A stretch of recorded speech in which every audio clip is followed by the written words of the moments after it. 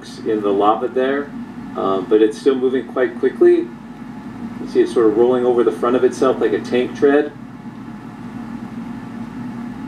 Yeah, and you can see some of the individualized channels in there that are moving. I mean, they're moving pretty quickly across the moss there.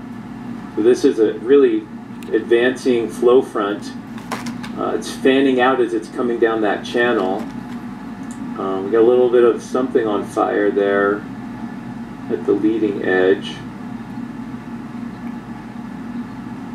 But if you just focus on any little section of the lobe there, the front of the flow, you can really see how quickly it's moving. There's the greenhouse, there's the active fissures in the distance, and then we've got the berm.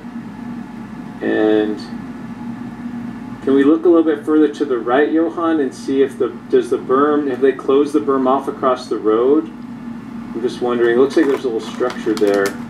Oh, it looks like they're working on it now. So they are trying to seal it off. Wow.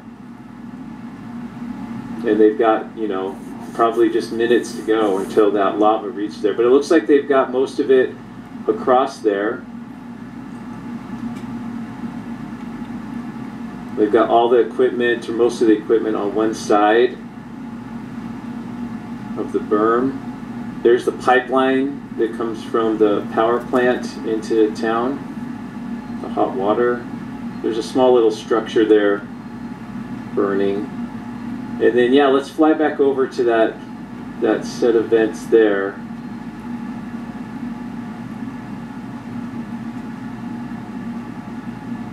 And this was this other set of fissures.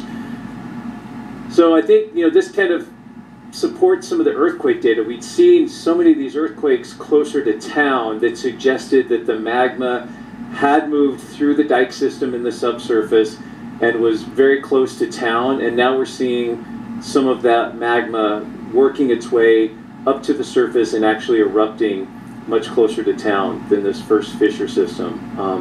And there's a possibility this could lengthen further to the south, or we could get additional vents opening up to the south as well.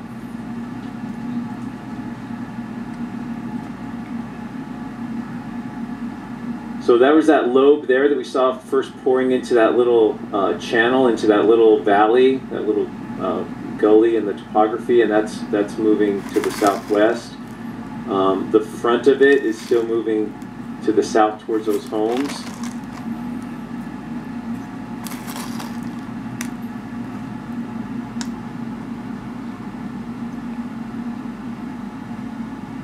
And then it might be lengthening to the north. See how there's so much more gas coming out at the north end of it?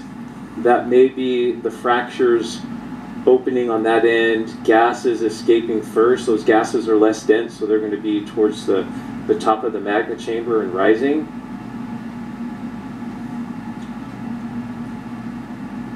And then we've got this secondary lobe on the east side as well. So we've got this lobe coming off the sort of the southwest side, and then this southeast or south lobe as well, being fed by this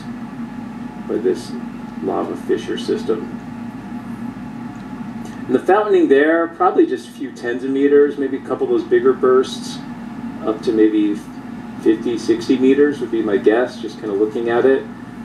He's flying the drone. We're only about 30 meters off the ground.